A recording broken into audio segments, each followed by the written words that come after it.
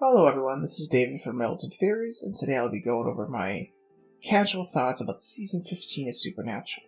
I have digested this for a while, as far as giving it time to simmer, and some things just kept sticking out. My mind is like, what bothers me? So I'll be going over this. My first complaint comes from the first episode. Now, this is the episode where the ghosts are trying to escape from that area, and they're trying to stop them, which is fine. However, Ghost and Supernatural have been able to teleport, and they've always been able to teleport. They actually do teleport in this very episode, and I thought that maybe the way that the show could explain it is like, oh, well, you're in this confinement area, it stops you from teleporting, period. However, the show does show them teleporting. So you can't really use that as an excuse for why this happens here.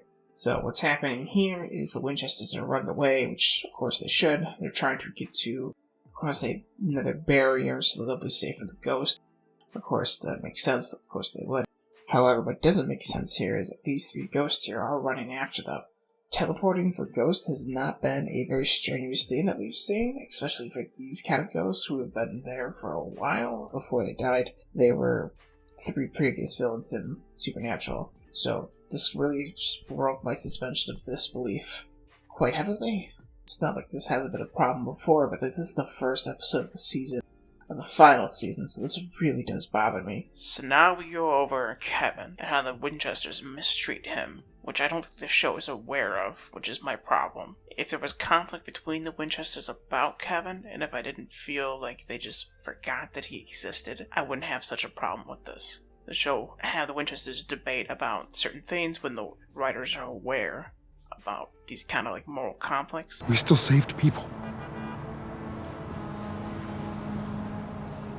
Yeah, but what for? You know? If they don't come up in the story later, that means they absolutely forgot about them, or just decided they didn't care enough to include it. So Kevin comes back and helps the Winchesters contain the other ghost and whatever else was in that cage from escaping, which is fine. That is what Kevin would do. That in itself is not the problem. The problem is going forward when Sam finds out there's a way to bring back someone from the dead, but only once. Now, Kevin has been in hell for 4 seasons? Maybe? I'm not sure. I can look it up and fact check that later. But we know from the earlier seasons, like season 1, 2, 3 maybe, that when you're in hell, that time passes faster. If you're on Earth like 1 year, maybe it's like 5 years, I'll look up the conversion rate, but basically, every time, or as time passes on Earth, much more time passes in hell. Your perception of time. Now, Kevin's had an easy ride in hell as far as they go. Since God himself cast me down, I've got kind of a bad boy rep. That means you can mingle. But when we get to the point where Sam finds out that he can cure a ghost and bring them back to life, essentially, he brings back the deaf character from like season 11 or 12 maybe, and she's been maybe a handful of episodes before season 15, and I guess they've maybe been texting between seasons, but the show doesn't even like mention that the Winchesters know that Kevin is at risk of becoming a poltergeist or like a possessive ghost or an evil spirit. Eileen, even if we did, it wouldn't matter. Souls from hell can't go to heaven. A friend of ours just found that out. Or possibly going back to hell. Now, if Kevin were to go back to hell, he would obviously be a lot more mistreated from the other inmates and whatnot. Look, I got 2 options. Hell or Earth.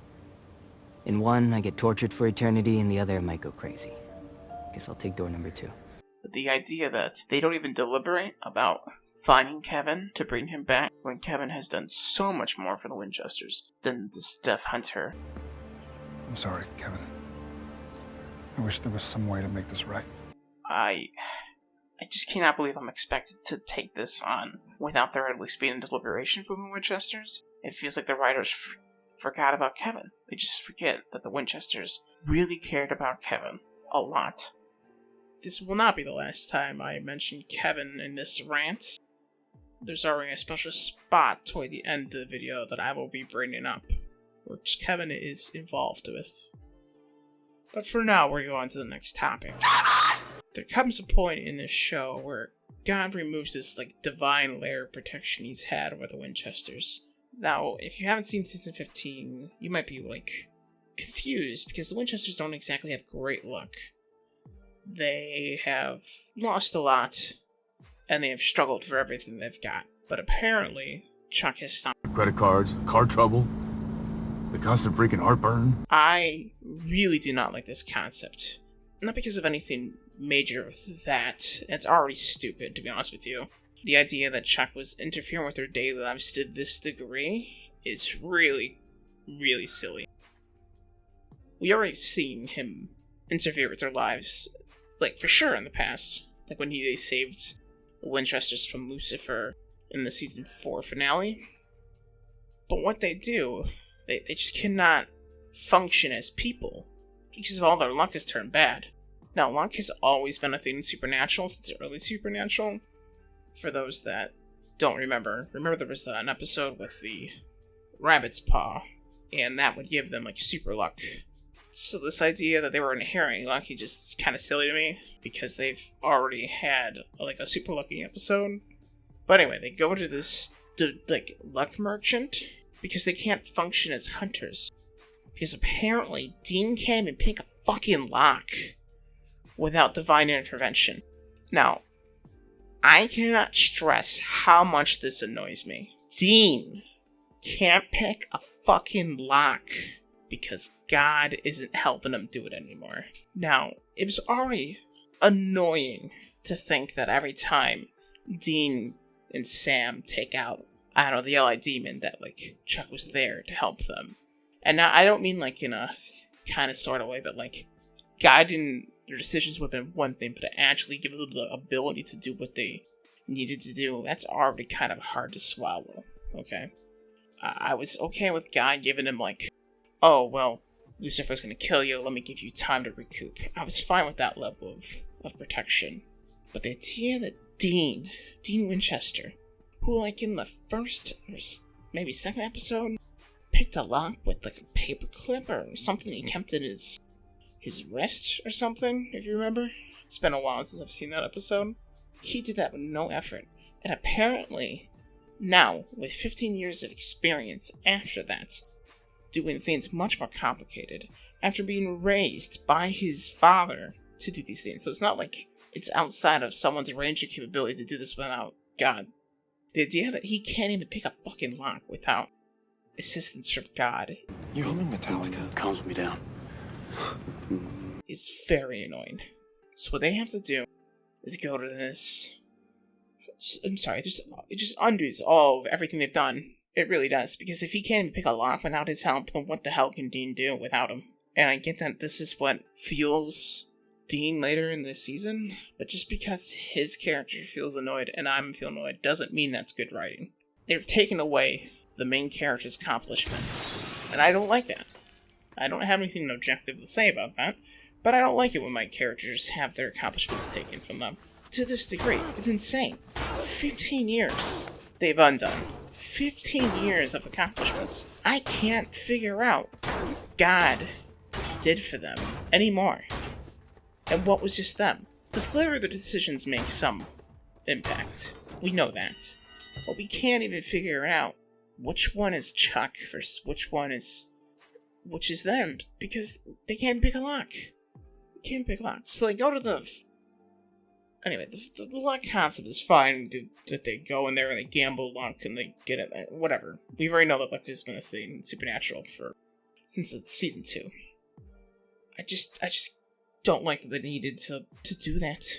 It's very annoying. Alright, so now we're going to jump really far forward, and this is when we take out Death. This is terrible. I hate every part of how this goes down, as far as mechanically. If you like the idea that Castiel kind of sacrifices himself to take Death with him, fine.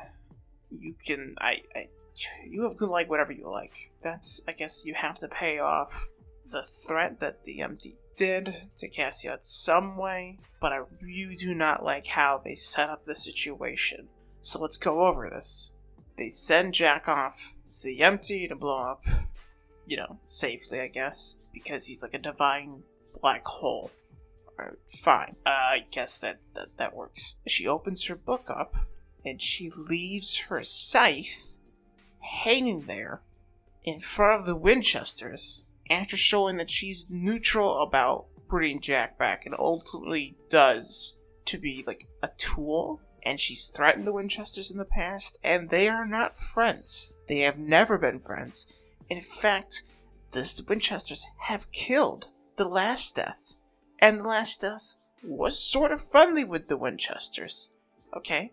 The Last Death helped them multiple times, and they still killed him. As far as I know, the Winchesters are the only beings in existence up until this point that have ever killed Death. She should be on guard at all times with them. And we know from the previous deaths that they have some sort of awareness of what's happening around them, and they can like make their scythe glow so that people can't pick them up without strenuous pain. I don't understand how this happens. Take me down with my own weapon. Something like that. Well, he better work on his aim. Thing is, that time, I wasn't trying to kill you. And she's constantly aware of how much the Winchesters hate them.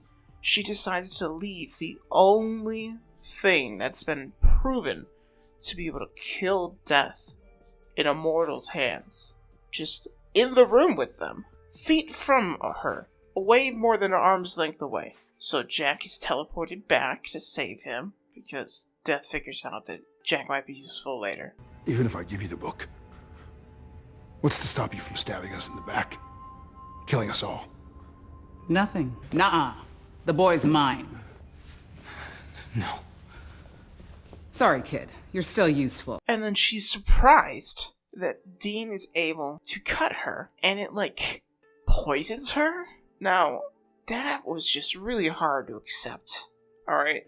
Like, it's theoretically, I guess it's possible. I mean, clearly it's possible. The show made it happen. The idea that the scythe of death doesn't just kill you on the spot, no matter where it hits you, is kind of ludicrous to me. Absolutely ludicrous. This is Death. This isn't Petulant. This is the head honcho. This is Death. When the OG Death flicked his fingers in a person's general erection, they died. The idea that the scythe itself, which has been shown to be able to kill Death, wouldn't just immediately kill them is a bit hard to swallow. The show, I guess, could explain it for why, but they don't. I think they just want us to just kind of accept that that's what happens. That if you slice Death outside of like a headshot, then it's just like an infection that slowly kills them. Why not?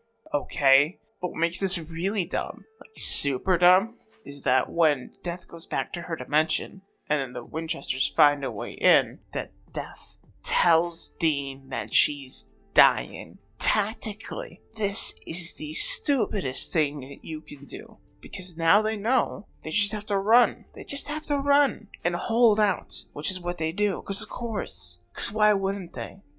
But why would you tell them that? There's no reason for you to tell them that. Because if they don't know that you're dying, they might try to attack you and kill you, putting them open at risk for a counterattack. If they know that you could just wait out the clock, this is like so bad that you would let them know that there's a ticking clock. What makes this even stupider to me, they don't even use that as a way to win. They use Cass's like undying love for Dean as a moment of happiness, which, like, I have problems with that.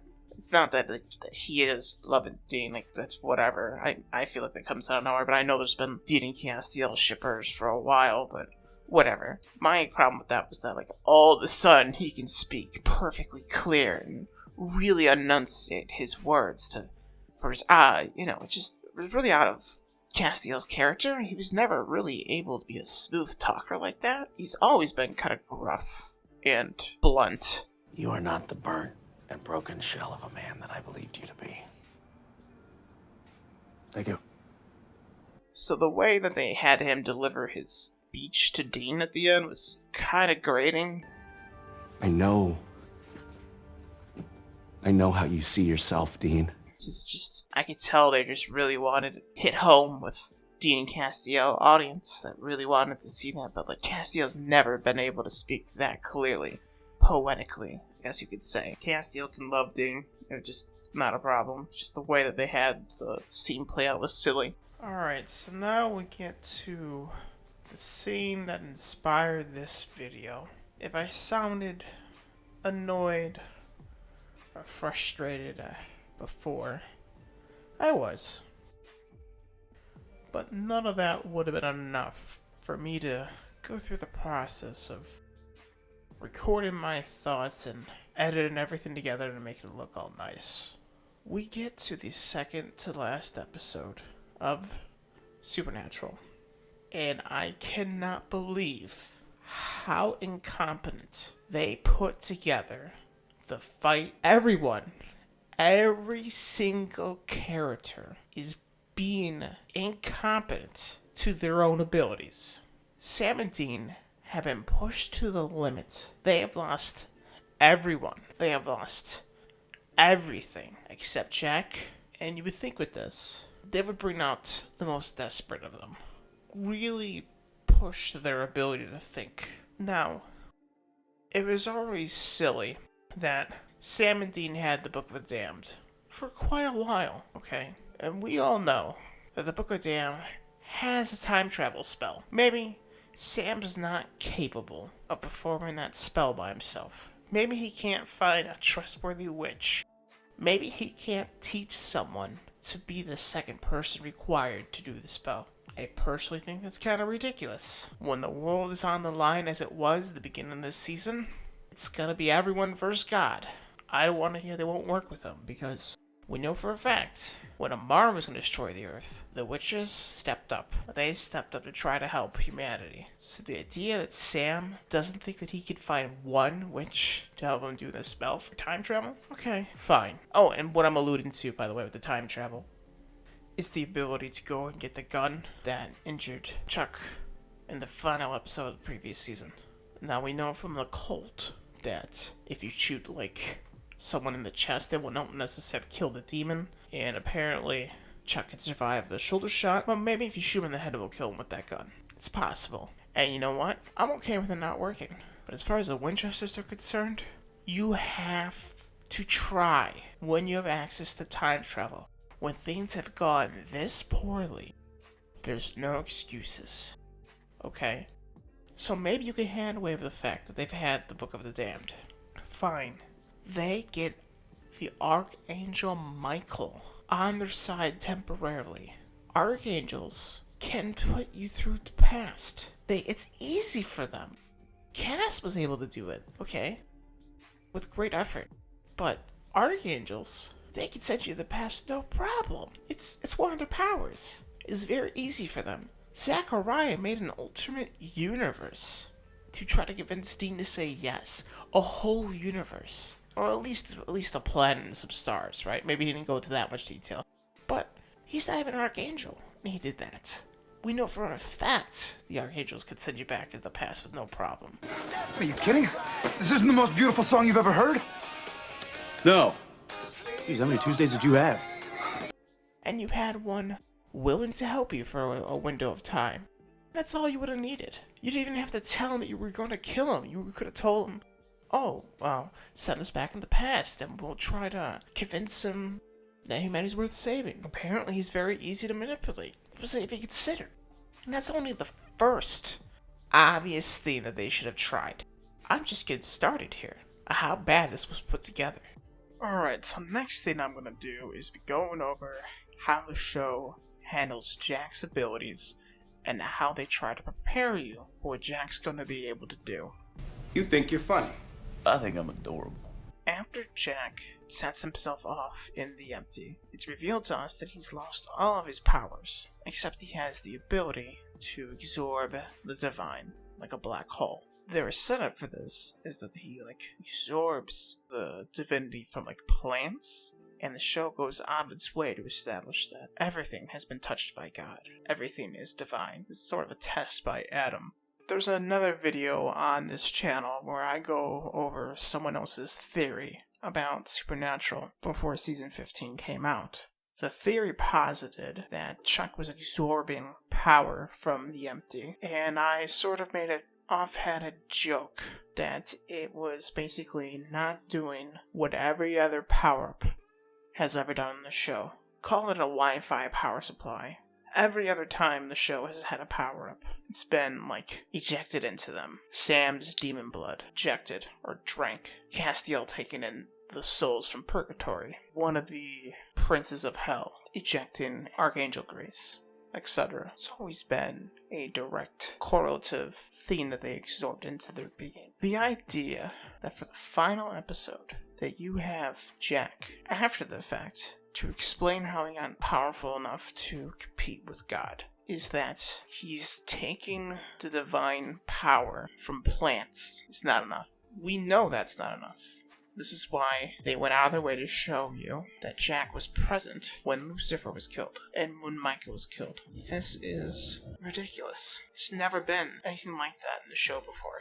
And for me to sit here and accept that Jack could overpower Chuck with this much power, it's very difficult. Let's put my own personal gripe, because that is subjective, right? Just because things don't work the way other things worked before doesn't mean it's impossible for a new thing to exist to work a different way. To me, that is very annoying, because it shows that, to me, the writers didn't really plan a lot of this out. Why have a standard consistent for 14 years and then just change it for your final episode? And not in an interesting way, but in more of well, we need to solve this. Let's just have him indirectly take the power in. And no one's aware that he's doing it. Despite every other time there's a powerful being, except, when God's around. But God can regulate his power level, apparently. Like when Castiel was in front of Raphael, he knew how strong Raphael was. And when Castiel got the souls from Purgatory, Raphael knew how much power there was. It's very reliable. But let's throw that all out. Make this more about how silly it is that Jack was able to overpower Chuck. Alright? We know from both sources, Chuck and Amara, that it took Chuck plus the 4 Archangels, at least, in order to be able to seal away Amara, okay? The first time. Chuck has absorbed Amara at this point. Jack, even when he was fully powered before this, was a snap away from Chuck being able to kill him. He was nothing to Chuck before this, even if fully powered from the previous season. So the idea that Jack was able to absorb some plants, and I presume some other stuff on Earth, alright, let's not pretend that's the only thing he did. I presume he does absorb some other energy force off screen. That's fine. As we know that God, before he became combined with Amara, was already a world-ending tier, could already destroy planets, it's not enough. Especially when we already know that all of it is basically part of God. And the show further goes on to explain that Jack, after he became the new God, was in every droplet, giving you a sense that, he's part of everything, which means Chuck should already be aware of this power happening if he's absorbing all these plants. But fine, he doesn't. Ridiculous. But okay. Say he doesn't. I'm still supposed to sit here and believe that just because Jack absorbed the divine energy of, let's say, half the planet. Alright, it wasn't that much, but say it was. Alright? The divine power like half the planet. That's not enough. And then 2 archangels. 2 archangels would not be enough to fight God. We know that. We absolutely know that. Say you think that if Lucifer and Michael teamed up and fought God, they would somehow come up on top. There's no way that Lucifer and Michael could fight Amara by herself. And Chuck has absorbed her. And this is just not even counting the utility that Chuck has. Jack only has the ability to absorb divine energy at this point. He doesn't do anything else to prove that he has any other feats. That's all he has. Try to use his powers on him? Then Chuck should be gone. He should teleport away. He should time travel. He should put the Winchesters in front of him. He should do a lot of things. He should bargain. He should be like, hey, just because you think you're going to be able to take me out doesn't mean I can't do some damage on the way down, right? Because Jack doesn't know for a fact that he's going to be able to absorb and become the new God. This is the first time for everything. If you're going to give him the fact that Chuck doesn't know everything, there's no way Jack should be able to know everything. That's one problem. Chuck's character should not have just sat there. This is also another silly thing. So, the writers know that Jack needs more power to be able to fight God.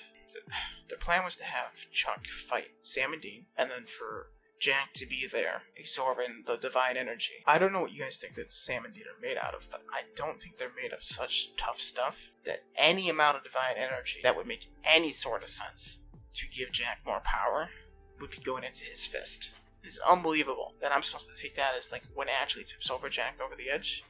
Ridiculous. I cannot believe that Jack became more powerful than Chuck because the Winchesters took some punches from God. Okay? It is ridiculous. Now let's go over to after the fight ends. Now this is a character thing. Before I was just criticizing the mechanics for how themes are achieved. Chuck is beat. Jack is the new god. Dean doesn't know to what extent that is yet. He's told later. Chuck is the most evil character in Supernatural. That's probably debatable for some people, but for me, he's the most evil character in Supernatural. The idea that Dean would not kill him here, or Sam would not kill him here, is ludicrous. Okay, so maybe some people think that Dean has gone through growth in 15 seasons, which he has. He's not the same person as he was in the first season. I don't think anyone's arguing that. But I want you to do a little thought experiment here. I want you to take Dean from that moment in your brain, the one that was deliberating between killing Chuck after his powers were gone. I want you to imagine a situation where Sam overpowered the Li demon and took his demon powers away. Okay? I want you to imagine the situation where this Dean is in front of the Li demon with the cult. And I want you to tell me that Dean would not kill the Li demon. I don't think anyone can tell me that in earnest. Dean would absolutely kill the Li demon every time. If there's no other cost, if there's nothing to sacrifice, if he found out, he would still kill him. Okay? Chuck is not a person.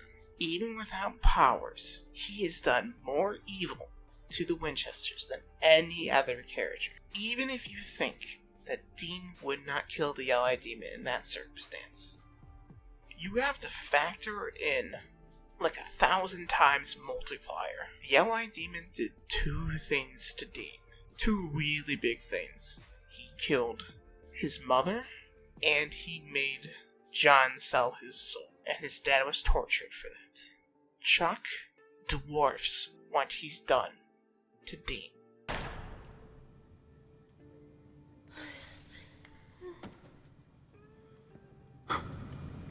Dude, you killed Hitler. Yeah. Awesome.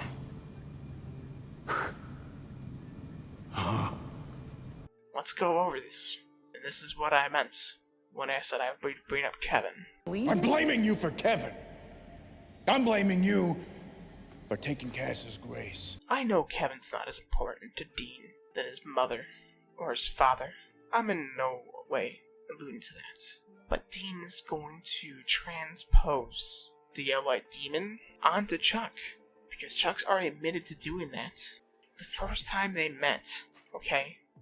Pretending to be just the author of Supernatural. He admitted that he was the one that set up those events. I killed your father. I burned your mother alive. And then you had to go through the whole horrific deal again with Jessica. Chuck. Oh, for what? All for the sake of literary symmetry. I toyed with your lives. Your emotions for entertainment. You didn't toy with us, Chuck, okay? You didn't create us. Dean knows that. He's already complained about being a part of the wheel. So he knows that a lot of what happened is because of Chuck. Just as a start, that's pretty bad. Now Kevin, okay, he was told that one of his best friends, realistically, Dean doesn't have a lot of friends that he sticks around with, okay? We get a few from the past, but he lived with Kevin for a long time, okay? Make no mistake about that. They cared about Kevin. He thought Kevin was going to heaven, and it turns out, for no reason that I can think of, Chuck just decided to lie to them and send them to hell. His friend was being tortured for probably 200 years in his, I don't know how long exactly, but probably for more than 50, based off of that time frame we were working with, right? Just that alone would be enough for the Dean I would know to kill someone, just emotionally. He didn't have to give up anything anymore. The problem with before is what he was willing to give up. He was willing to kill Sam. That was a bit out of character, obviously. But now it's just free. Just do it. Sam, he was just to be as motivated to kill him as Dean, but Sam's reservation about killing things has always been that there's a person inside. So with the Antichrist, well, the person is innocent. The werewolf oh, well, it's a monster that's doing it. The person isn't doing it. Do we have a right to kill them? Oh, if there's a vampire that has the instinct to kill, but is a good person is trying to fight it, should we kill him? That's always been his reservation. Chuck is not that person. This is not the situation like Buffy, which season this is, but there's a villain who's two people. There's the god, who's the female character, who's just as bloodthirsty as any other villain from the show. And then there's the man, and he is relatively innocent when the show starts. Okay, he starts to kind of work with her, but he's relatively innocent. So when Buffy sees the opportunity to kill the man, because that man's basically human, he's not exactly innocent, but he's relatively innocent. Okay, he hasn't done any killing, as far as I know, but he's kind of sketchy. But you can make that like, oh, well, he's still human, right? I understand that. The problem was that, there was a threat on the other personality, but you couldn't put the sins on him. It's always been like the heroic thing to do. This is not the situation with Chuck. Chuck was always in the wrong. Yeah, no.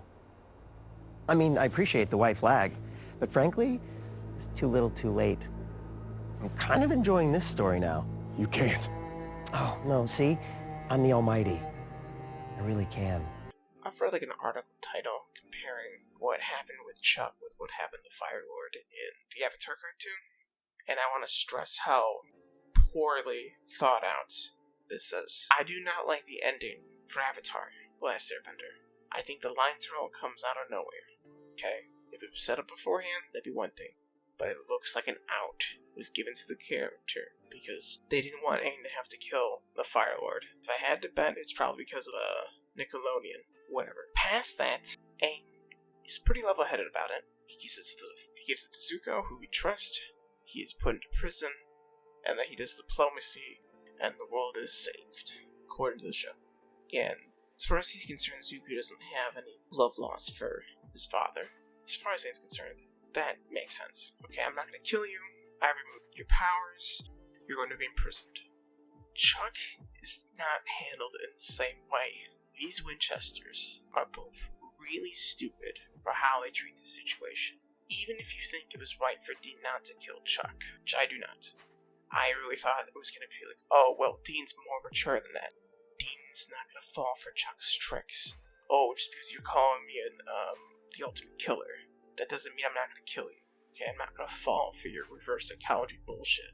I'm more mature than that now. This is the right thing. That's where I thought the show was going. So when Dean decides not to kill him, they know that they're going to let him live. There's a couple of things they could do after that. One would be to bound him, take him with him, keep him in the bunker until he dies. Another thing would have been like, oh well, since Jack's going to bring back everyone back, I presume hell as a concept is back, which is fine. Maybe he adjusts the rules for how people get there, I presume. Whatever. Put Chuck in hell. Make sure he doesn't do anything. Because the idea that Chuck is not a threat without his powers is ridiculous. He's literally eternity old. He knows a lot. He knows spells. He's invented spells. The idea that there's no angels that would be sympathetic with him to ruin whatever order Jack's gonna put together.